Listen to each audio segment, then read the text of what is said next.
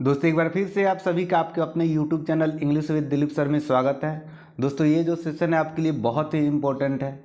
इस सेशन में हम लोग जो शेक्सपियर के जितने भी वर्क्स हैं, जो प्ले हैं उनकी, उस प्ले का जो फीमेल कैरेक्टर है, जो हीरोइंस है, उन सब के नामों का यहाँ पे हम लोग दोस्तों डिस्कशन करेंगे।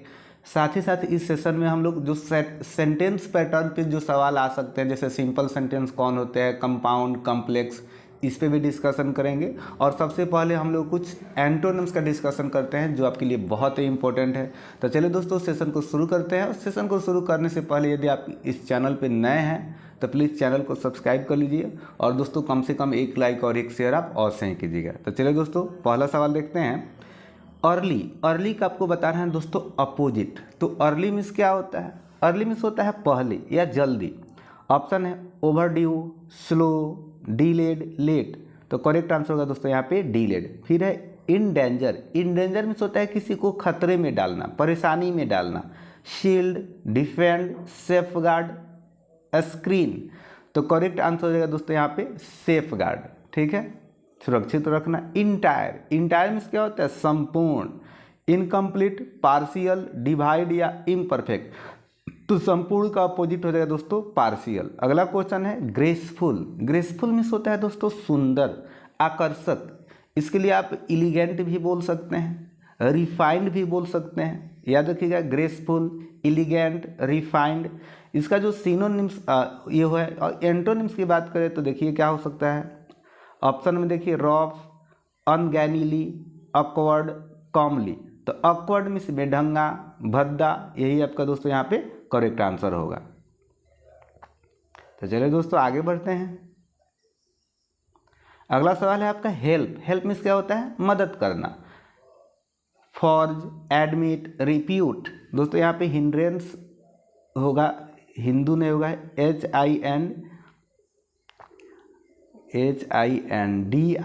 HINDRANCE नोट डाउन कर लिए दोस्तों। HINDRANCE hindrance. HINDRANCE hindrance. Hindrance means बाधा होता है दोस्तों। चलिए देखते हैं। फॉर्ज, फॉर्ज मीन्स होता है दोस्तों आगे बढ़ना। फॉर्ज मीन्स होता है आगे बढ़ना। रिप्यूट, रिप्यूट मीन्स होता है किसी को मनाना या प्रसिद्ध होना। तो यहाँ पे जो करेक्ट आंसर होगा मदद करने का उल्टा जो होगा हिंड्रेंस। HINDRANCE hindrance. अगला वर्ड है किल। किल मीन्स होता है दोस्तों हत्या करना। Create, fashion, originate, cause. तो यहाँ पे हो जाएगा आपका क्रिएट। पार्डन, पार्डन मीन्स होता है माफ़ करना। Excuse, absolve, forgot, punish. तो यहाँ पे अपोजिट हो जाएगा दोस्तों पनिश, सजा देना। पब्लिक का अपोजिट चाहिए आपको अनऑफिशियल, प्राइवेट, कंसील्ड, ओपन। तो पब्लिक का दोस्तों अपोजिट हो जाएगा आपका प्राइवेट।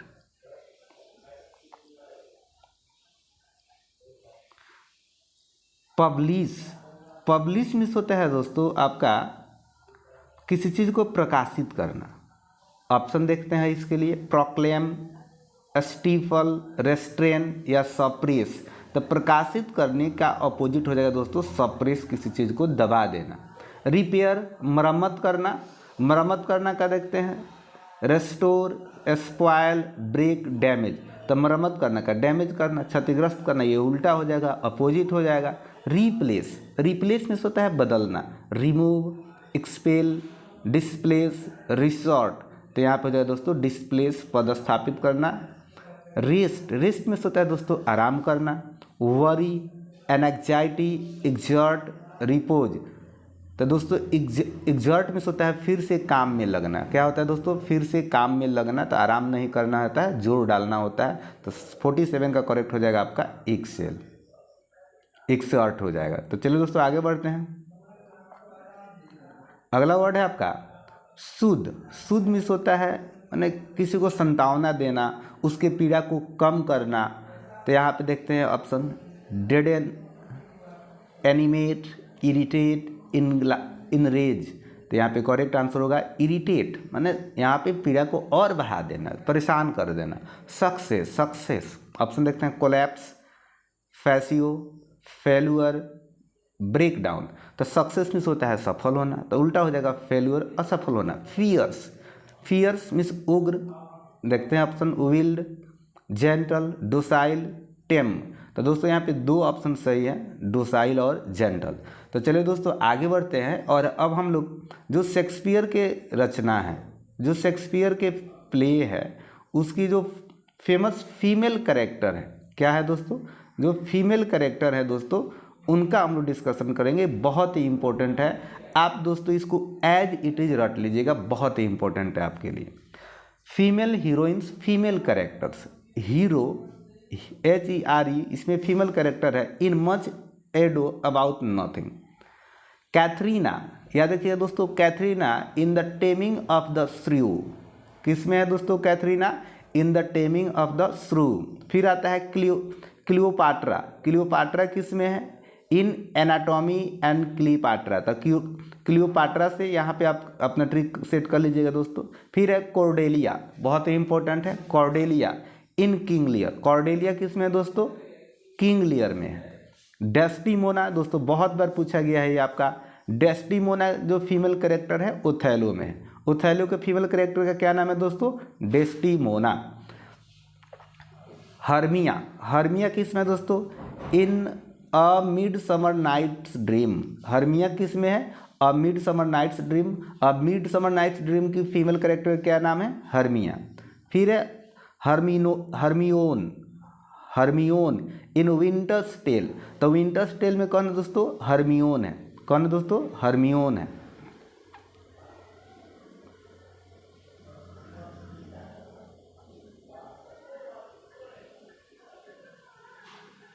आगे है दोस्तों इजाबेला, क्या नाम है दोस्तों, Isabella in measures for measure. Isabella, तो यहाँ पे देखिए measures for measure, balance, B यहाँ पे है तो बैलेंस, इजाबेला बैलेंस मतलब measures for measure. Julia, Julia मतलब in the two gentle of Verona, तो in the two gentle of Verona की जो फीमेल कैरेक्टर है जूलिया है। Juliet, Juliet in Romeo and Juliet, तो यहाँ पे 8 है, रोमियो एंड जूलिएट की female character Juliet. Lady Macbeth इन मैकबेथ, दोस्तों लेडी मैकबेथ को परहैप्स 4th चुड़ैल भी माना जाता है। मिरांडा, ये दोस्तों आपके स्टेट 2019 में पूछा गया सवाल है, मिरांडा। तो मिरांडा किस में दोस्तों, द टेम्पेस्ट में है, ये पूछा गया TGT 2003 में। Miranda the tempest. पोर्टिया या पोर्सिया भी बोल सकते हैं, in the merchant of Venice. Rosalinda as you like it, तो जो भी ये फेमस फीमेल कैरेक्टर है दोस्तों, हर हाल में आपको नाम याद होना चाहिए, इसको नोट डाउन कर लीजिएगा। तो Rosalinda as you like it, Viola in 12th night. फिर है आपका दोस्तों पोर्टिया या पोर्सिया भी बोल सकते हैं, ये है आपका जूलियस सीजर में। तो दोस्तों एक बार इसको फिर से रिमाइंड कर लीजिएगा, अपना अच्छा से इसको देख लीजिएगा, ये इम्पोर्टेंट है थोड़ा। तो चलिए दोस्तों आगे बढ़ते हैं, और सच कहें तो ये जो सेशन है आपके लिए बहुत ही इम्पोर्टेंट है, और ये सवाल थोड़ा सा आपके लिए नीरस हो सकते हैं, लेकिन दोस्तों बहुत ही इम्पोर्टेंट है आपके लिए, याद रखिएगा। ये आपके लिए 1 या 2 मार्क्स के रहेंगे, या ग्रामर का स्टैंडर्ड थोड़ा सा बढ़ता है तो आपके लिए ये जो पॉइंट है बहुत इंपॉर्टेंट हो सकते हैं। थोड़ा सा वर्क कीजिएगा, अपने से भी पढ़िएगा इसको। दोस्तों आप में आता है एक सेंटेंस पैटर्न, सेंटेंस पैटर्न में आप सेंटेंस को देखते हैं, 3 तरह के सेंटेंस होते हैं जनरली, सिंपल, कंपाउंड और कॉम्प्लेक्स। तो दोस्तों सिंपल सेंटेंस में क्या होता है, उसमें एक सब्जेक्ट और एक फाइनाइट वर्ब होता है, याद रखिएगा, एक सब्जेक्ट और एक फाइनाइट वर्ब होता है। फाइनाइट वर्ब जो सब्जेक्ट के नंबर और पर्सन के अनुसार, टेंस के अनुसार बदल जाए।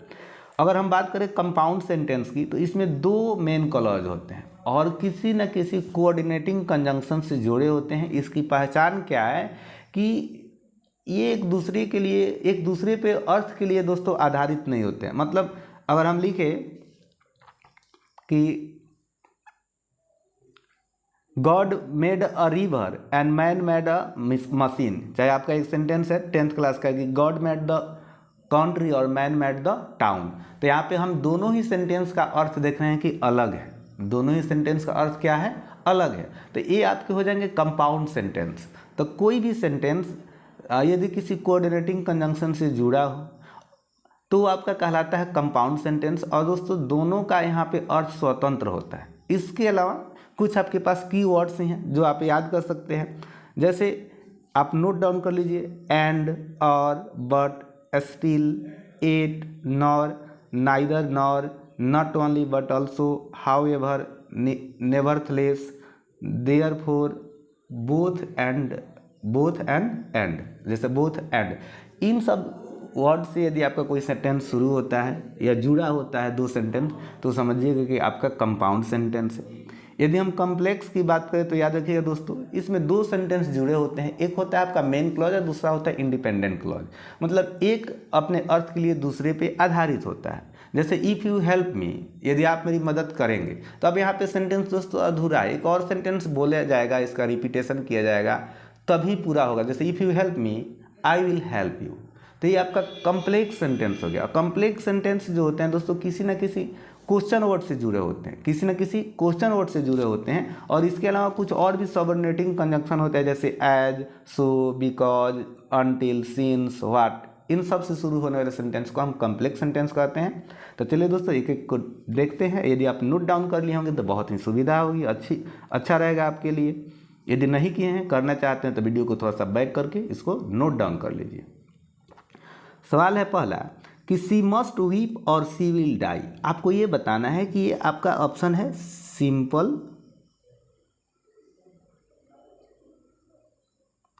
कंपाउंड और कॉम्प्लेक्स। ये बताना है कि कौन सा सेंटेंस सिंपल है, कंपाउंड है कि कॉम्प्लेक्स है। तो यहाँ पे दोस्तों दिखाई दे रहा है ना, और यदि आप इतना सेंटेंस को रोक लेते हैं, यहाँ से यहाँ तक छोड़ देते हैं, तो ये जो बचा है ये सभी के सभी अपना स्वतंत्र अर्थ देंगे। तो पहला हो जाएगा आपका compound sentence, I know Rani who is a clever girl. यहाँ पे क्वेश्चन वर्ड आपको दिखाई दे रहा है ना, तो ये समझिए कि आपका कॉम्प्लेक्स सेंटेंस है। The city in which I live in, sorry दोस्तों, the city in which I live is very large, question word complex sentence. He return home because he was tired, coordinating conjunction, subordinating conjunction, because या since, till, आपका complex sentence. I will treat him as he has treated me, as हो तो दोस्तों समझिएगा complex sentence है। क्या है, as है तो समझिएगा आपका कॉम्प्लेक्स सेंटेंस। अब है कि God made a river and man made a machine, एकदम आपके जैसा जो विलियम कॉपर का लाइन है कि गॉड मेड अ कंट्री और मैन मेड अ टाउन। तो यहाँ पे आपका कंपाउंड सेंटेंस हो जाएगा। And, but, or, nor, neither, nor से जुड़ा हो तो आपका कंपाउंड सेंटेंस होता है। A guest is unwelcome when he stay too long, मतलब एक अतिथि जब बहुत दिनों तक रुक जाता है ना तो अनवेलकम्ड होता है, उसका स्वागत नहीं किया जाता है। तो ये दोस्तों बताइए कौन सा सेंटेंस का एग्जाम्पल है। तो सही से अगर आप समझे हैं तो दोस्तों ये आपका हो जाएगा कॉम्प्लेक्स। सिंपल सा तरीका, यदि कोई क्वेश्चन वर्ड से सेंटेंस आपको जुड़ा है तो आपका क्या होगा दोस्तों, कॉम्प्लेक्स सेंटेंस होगा। ठीक है दोस्तों।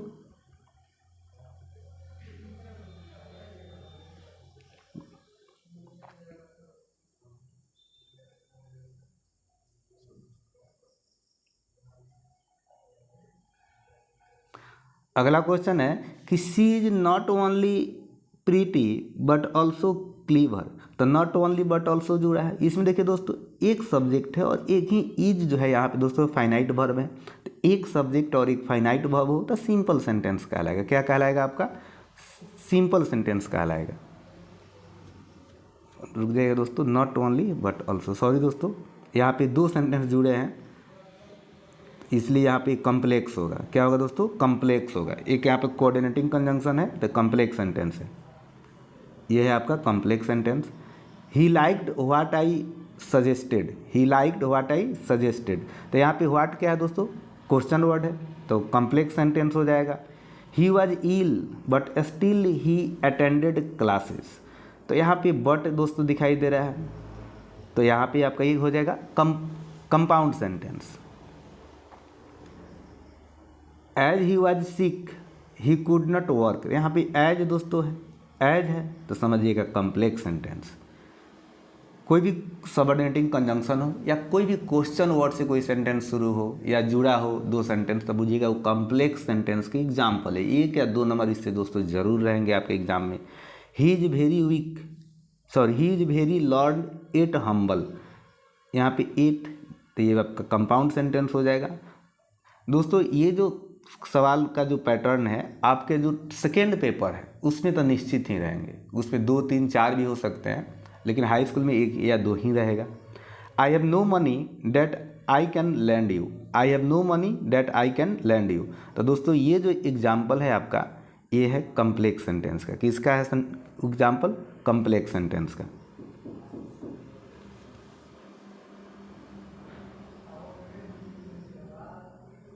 आगे कि whoever is learn is respected, जो कोई भी विद्वान होता है वो आदर पाता है। तो यहाँ पे हुएवर एक क्वेश्चन वर्ड है, कॉम्प्लेक्स सेंटेंस हो जाएगा दोस्तों।